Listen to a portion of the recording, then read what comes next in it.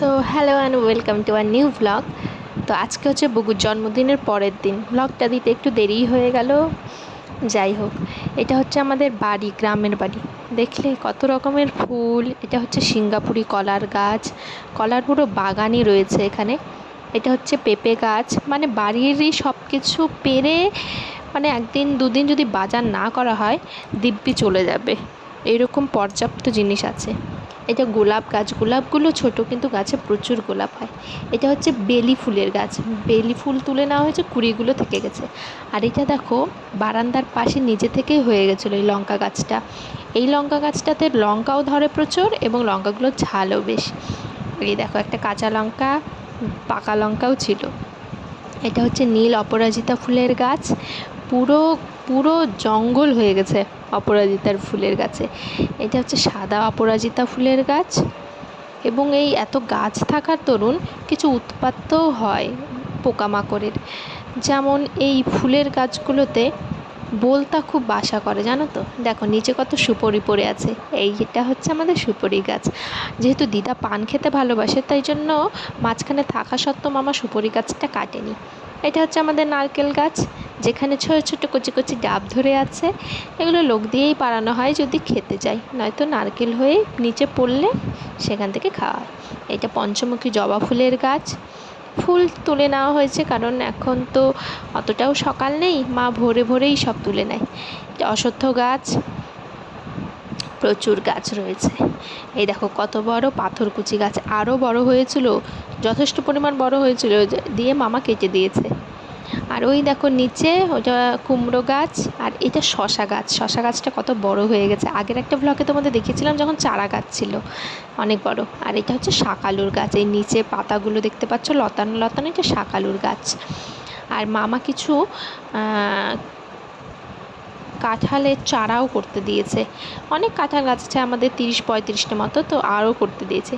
আর তার মাঝখানে একটা লজ্জাপতি গাছ দেখতে পেয়ে গেছি আমি, তো তাকে একটু নাড়া না দিলে হয় বলো, সে একটু লজ্জা পাক।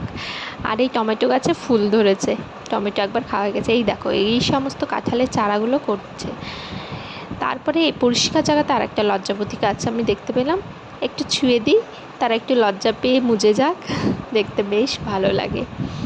তো সকালটা এইভাবেই শুরু হলো, ব্রাশ করতে করতে এদের সাথে একটু দেখা সাক্ষাৎ হলো আর কি।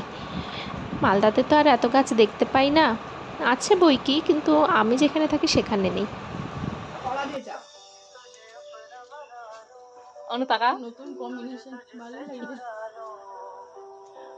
দিদি তুমি তাকাও, ঢেবলি ঢেবলি শুধু ঘুমায়।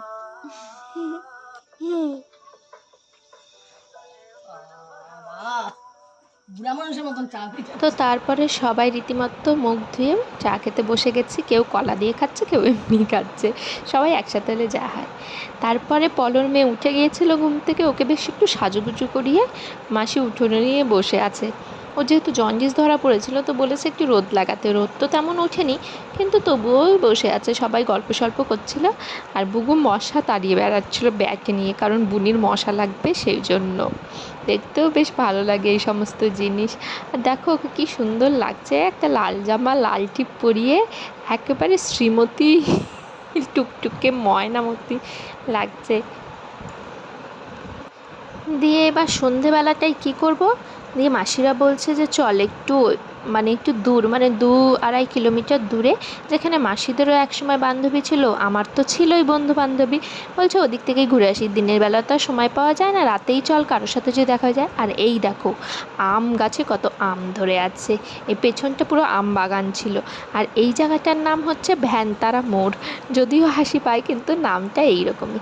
এখানে ছিল ঝালমুড়ির দোকান, ফুচকার দোকান, গ্রামে যা হয় ছোট্ট ছোট্ট দোকানগুলো, সেখান থেকে আমরা খাচ্ছিলাম এবং কিছু জনের সাথে দেখাও হয়ে গেছিলো, বেশ গল্প সল্প করলাম, মজা হচ্ছিল। সবাই বলছিল একটু দিনের বেলা আসতে পারতি, বাড়িতে যেতে পারতি।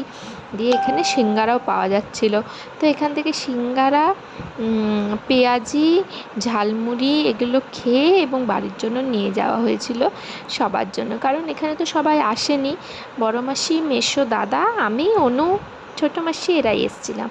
তো আমি যেহেতু পরের দিন চলে আসবো সেজন্য পলর বর আমাদেরকে বিরিয়ানি খাওয়াচ্ছিল রাতে, ওর পক্ষ থেকে এটা ট্রিট ছিল, কারণ ওর মেয়ে হয়েছে। আমি যেহেতু ছয়ষষ্ঠীতে যেতে পারিনি, তো আমার একটা ডিমান্ড ছিল কিছু তো খাওয়াতে হবে। তাই বললো তাহলে কী খাবে, আমরা বললাম বিরিয়ানি খাই চলো। দিয়ে এখানে বুবুকেও একটু দিয়ে দিয়েছি, যেটুকু খাই আর কি সবার সাথে বসে। তো খাওয়া দাওয়া করতে করতে মনটা বেশ খারাপই হচ্ছিল। এতদিন কি সুন্দরভাবে কেটে গেল, কোনো কাজের ঝামেলা নেই, রান্নার ঝামেলা নেই, ডিউটি যাওয়ার ব্যাপার নেই, বেশ আরামসেই কাটে। এবার কালকে যেতে হবে। এখানে তো ওয়েদার খুবই ভালো, প্রায় একদিন পর পরই বৃষ্টি হচ্ছিল। রাতে তো এমনও দিন গেছে যে ফ্যানই চালাতে হয়নি, বেশ ঠান্ডা ছিল। দেখো সকালে বেরিয়ে গেছি এবং বৃষ্টিও হচ্ছে, কিন্তু সেটা ওই দক্ষিণ দিনাজপুরেই সীমাবদ্ধ। যেই মালদা জেলাতে ঢুকে গেছি কোনো বৃষ্টির ছিটেফোঁটাও নেই। রোদটা ছিল না, এই দেখো আমরা ঢুকে গেছি, রোদটা ছিল না কিন্তু মেঘলা ছিল, কিন্তু বৃষ্টি নেই। আর এটা হচ্ছে আমার ডিউটি যাওয়ার রাস্তা। দেখো কি সুন্দর লাগছে। আমি যেহেতু বাড়ি থেকে বেরিয়েছিলাম, তো ডিউটি হয়েই আমি এসেছিলাম, আমার ড্রেস ব্যাগ সব নিয়েই গেছিলাম। তো দেখো কি সুন্দর। তো আজকের ব্লগটা এই পর্যন্তই। ভালো লাগলে প্লিজ লাইক কমেন্ট শেয়ার করে দেবেন এবং ফলো করতে ভুলবেন না। বাই।